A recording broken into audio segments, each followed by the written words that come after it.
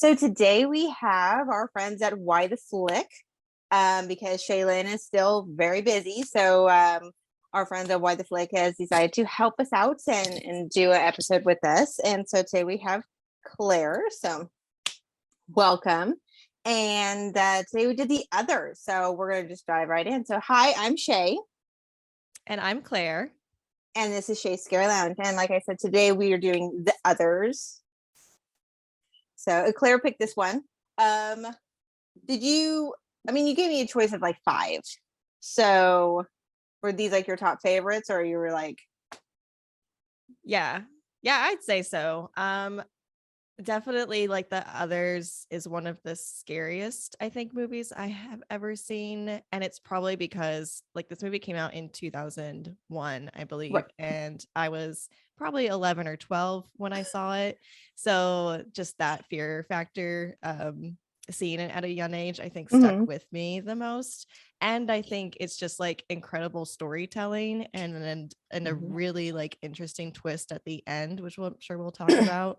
Sure. So all of those things like made me like it a lot. Awesome. Over the years, like as an adult, I liked it, but as a kid, I was like too terrified to even really want to watch it. Okay. Did you still find it as scary when you watched it again? Yes, absolutely. And it's probably like the kid in me is still scared, but I think they do an incredible job with like jump scares, and the music I think also lends to it too, like the eeriness of everything going on. So yeah, I mean, I still get a little scared each time I watch it.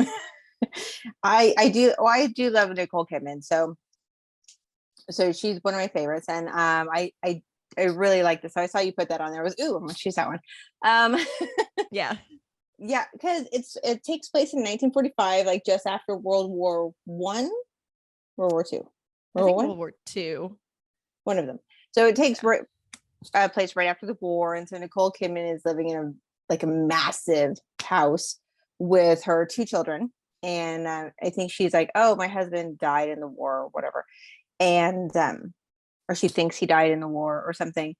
And all of a sudden, one day, these 3 servants show up to help out with the house.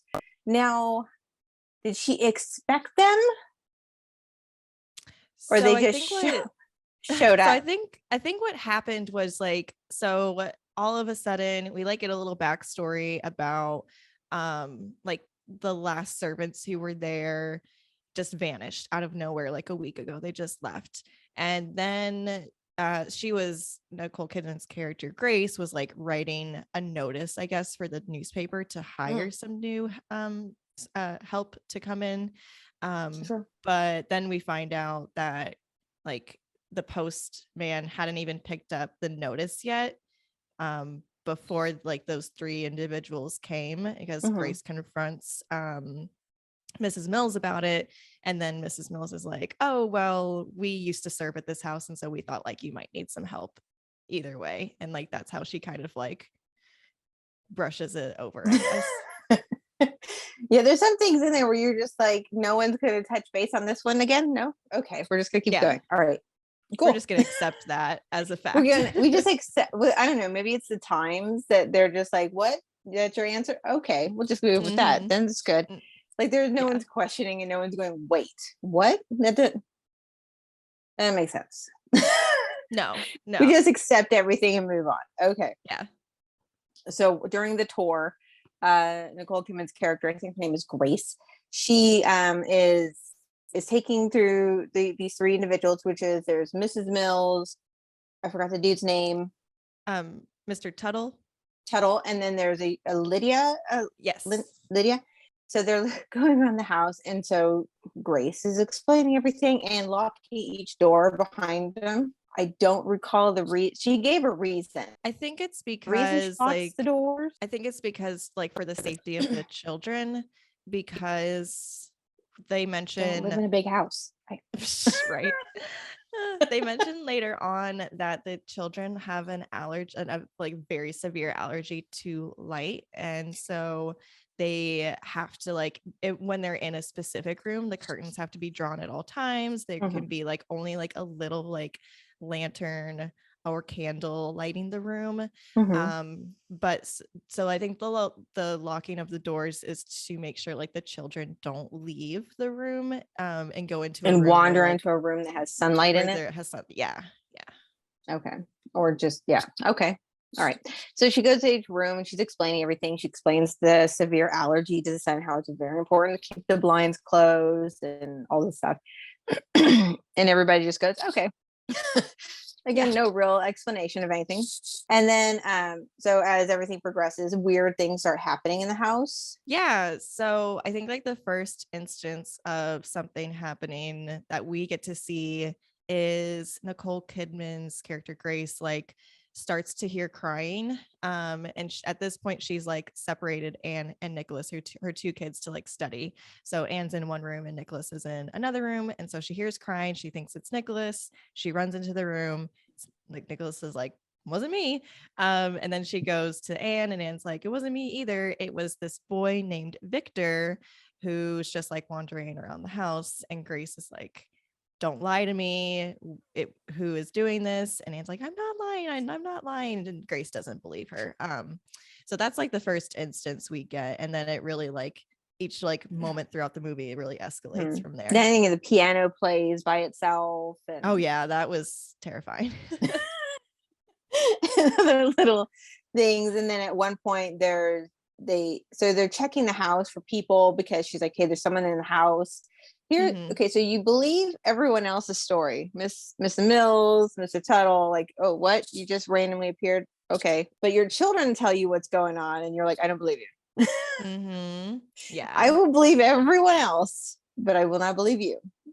I would especially believe my kids, because I feel like kids are so much like, when ghost stories happen, I feel like kids are Mhm. more in tune to that kind of thing. And so Mhm. I would be like, oh man, I'm really worried now. Just personally. But yeah, like it's frustrating that Grace goes back and forth on believing the kids and not believing them the whole time. And so yeah, I think she's like grappling with it herself, because she's also a very religious person, and she doesn't believe like the world of the living can get mixed up with the world of the dead. She said God would never allow it. So I think like there's a whole like conflict she's dealing with personally too. Yes, and then they find that book of the people who, the photographs of the people who had passed, which was a actual big thing back in that Mm-hmm. time, was when your loved ones passed. After they had passed, a photograph is taken of them. Yeah, I think from what I had read, like cameras and photography in general was such a luxury back in the day. It was a really expensive thing to have. And so Mm-hmm. most of the time people didn't take photos. And then when somebody died, that was like the only time that they could like have a picture of this person to remember them by. And I think in the movie they talk about like the souls go on living through the photos that they take. So yeah, that That's was what I like, was wondering. I was like, there was another reason. yeah. Besides that. And eventually we find out. So we find out little things. We're finding a little bit more about Mrs. Tuttle and or Mrs. Mills and Mr. Tuttle and Lydia. The children find out more. They wander off into the cemetery and they see something, and then they come back in the house and they're like scared. And so there's a moment where daughter is playing, and then Nicole Kidman comes in and she's like, what are you doing? And she turns around and it's this really old lady. Yes. Oh my And gosh. then she starts attacking her, and then she's like, but I am your daughter. That's a great scene. I love that scene. It was And so good. Yeah. and so now Nicole Kidman's all confused. She doesn't know what to do in it. And then so she decides, I need to go and look for a priest. I need to go find somebody. And so she leaves the house and goes and wanders off into the woods, runs into her husband. Yeah. Out of And the blue. out of the blue, goes, oh my gosh, there you are. And Christopher Elkinson, who is Doctor Who, comes in. Yeah. So she into him into the woods, and then she brings him back into the house, and then I guess later on that day or whatever, he's like, I got to go back to the front. I got to go back to the war. And she tries to explain that the war is over. Like the war is over. And he's like, nope, no, it's not. No, it's not. You may think you know, but you don't know. Okay. And she just accepts that. And then they go to bed. And then the next morning he wakes up. She just assumes he leaves to go back to the war. And so again, we don't care for real explanations here. We're just saying Okay, so that's it. Yeah. And then all the curtains disappear, Yes. and Nicole Kidman's freaking out that Oh her my gosh, children are yeah. going to die of their light sensitivity disease that they have. And so she's yelling at all the help, like, why did you take the curtains down? They're like, we didn't. Yeah, like Mrs. Mills is so casual about it. She's like, "What's going on?" And Grace is like, "Where are all the curtains?" And Mrs. Mills is like, "Oh, yeah, they are all gone." And then she like talks to Mr. Tuttle and she's like, "Mr. Tuttle, did you notice all the curtains have been missing?" And he's like, "Oh, they are." And yeah, like she's so I think Mrs. Mills at this point, like we are led to suspect like she's something's not right, quite right with them Mhm. because there's been a lot of talk about like Mrs. Mills at one point told Grace like, "Don't worry, we'll take care of it." And Grace was like, "What does that mean?" And so then Grace starts to suspect that trio. And then definitely like once the curtains are gone, Grace accuses them of wanting to like take over the house. And Mhm. like I think there's an implication that maybe Mrs. Mills had been drugging Grace with her migraine tablets. But anyway, so like at that point, Grace kicks them out of the house. And they're very, very chill the entire time. They're like, it's cool. You'll They're like, figure she's it gonna out. figure it out. Yeah. And so I think the little girl then turns to her brother and says, she's going mad like she did that day. Yeah. They And you're like like, alluded to that many I know, you're times. like, wait, what's that day? Like, what's happening? And so then as the story progresses, we come to find out the plot twist comes in. We stumble upon a seance. Like, so basically there's a family that we think are ghosts. There's Mhm. Victor, his mom, his dad, and then there's an old woman who's blind. And we're led to believe that they are the ghosts. But then all of a sudden we realize no, Nicole Kidman and her And her kids family, they're are ghosts. the ghosts. And that Mhm. was just like a moment. For Yes. me, when I first watched it, I was like, what? Um, and so like there's a line the old woman is like, she asked what happened to them that day. They bring up that day again. And Anne like whispers something in her ear, and the old woman says, "Is that how she killed you, with a pillow?" And then that's like the moment when you're like realize they're dead. And then they freak out. They're like, "We're not dead, we're not dead." And the table, like you see perspective from Grace and the kids. And then Mhm. you see a perspective from the family, and like Grace is shaking the table. We see that, but then the family just sees nothing, like only the table shaking. They The don't see table is shaking. Grace. Yeah. Yeah. So yeah, it was definitely a whoa moment for me when I watched it. Yes. And then we find out that book of the deceased photographs has actually in there Mrs. Mills, Mr. Tuttle, and Lydia are in that book as well. So now we know they had died. Earlier in the story, when Grace asks why they were no longer at their house, why did you leave your older establishment? She's like, oh, well, everyone left because of tuberculosis. And as it turns out, they died of tuberculosis. Yeah, no, they mentioned they had been dead for like since like 1890 something. And then it makes me wonder, like, okay, so how long were Grace and the kids dead? Were they only dead like a few days? I feel like they'd only been gone recently, Mm-hmm. because of the fact that Grace mentions that the service left a week ago once Mrs. Mills and Mr. Tuttle and Lydia come to Right. So maybe visit that them. they were actually dead and gone for a week. Then the servants Yeah. left, and then things started happening. But then you could tell there's also a step in time, like their timeline of what they're going through and what they're doing is completely different than reality's timeline. Yeah. So they stepped forward in time, but now because something, I don't know what has triggered the timeline to then when Victor's family moves in and then they start noticing weird things. Like how long were Victor's Yeah. family there for? I'm sure like and that's something they don't really explore very much in the Mhm. movie, but there's I feel like there's two planes, like there were dimensions you can say too, of like there's the living dimension where like Mhm. time is very linear and everything, and then there's like what's happening to Grace and the kids, where you really don't know how much time is passing, because things seem to escalate very quickly, where Victor's family like is doing a viewing of the home, and then they move in, and they're like noticing things. So I feel like it's definitely different. Also the fact that like there's this like perpetual fog that like exists in the space where like Nicole Kidman and the kids are living, and so Which should clue you in, but it yeah, doesn't. she's like, this fog We've really done has what been they here do, a and we long just time. accept it. Yeah, and that was another great element because it really like you, I mean, there's definitely like passing of time you can notice between when it's light outside and dark outside, but it's like a constant fog. There is no sunlight. And also when like Grace goes out to look for the priest, I think that's when she meets her husband. The fog like will not let her leave this space. Right. That was another like which is red pretty flag.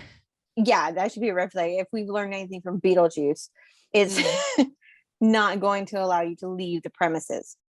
Right. And so that's pretty interesting. And then, so now that Grace has figured everything out, she's now understanding, which, you know, Mrs. Emil said earlier. She said, oh, well, she'll figure it out eventually. I don't know why you couldn't explain. Yeah. I almost feel like it's something like she has to come to understand like herself. Like I mean, obviously I don't know like the rules of this space of like what you can and can't do, but I think it's something that she has to come to of her own accord and learn, versus like if she was told it by Mrs. Mills, she definitely probably wouldn't have like believed it right away. Right.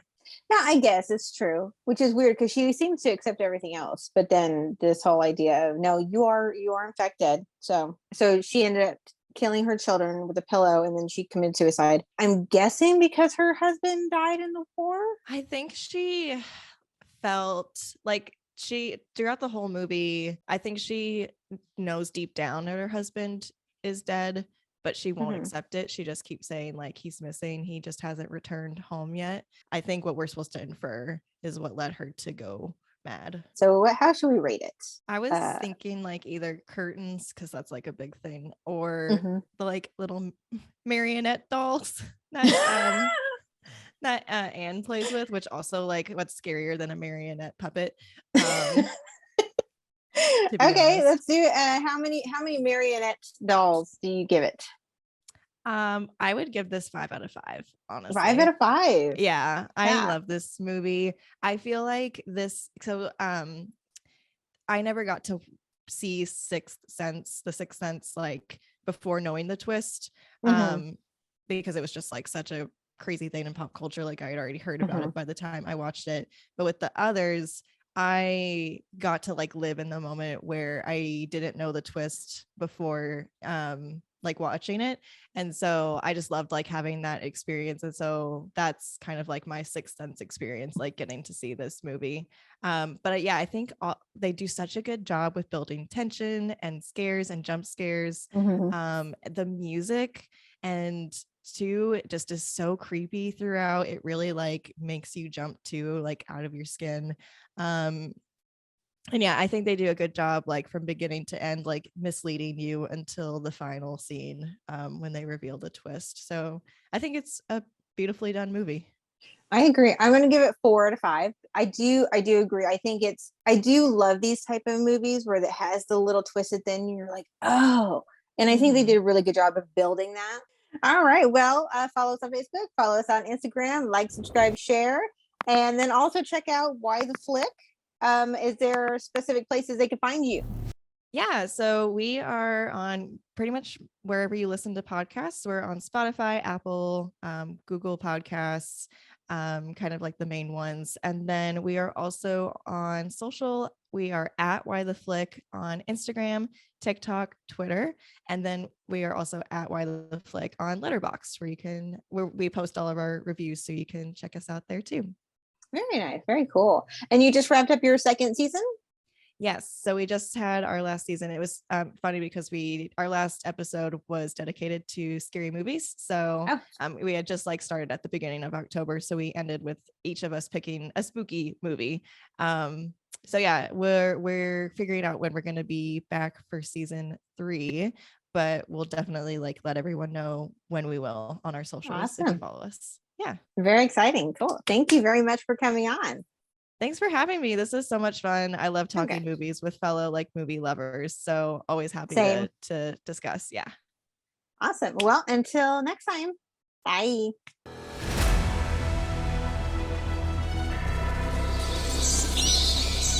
I mean, I think at this point, like we can just spoil it. I mean, I don't mind spoiling it, but I'm like, I don't want to just go, okay, and they're dead. right.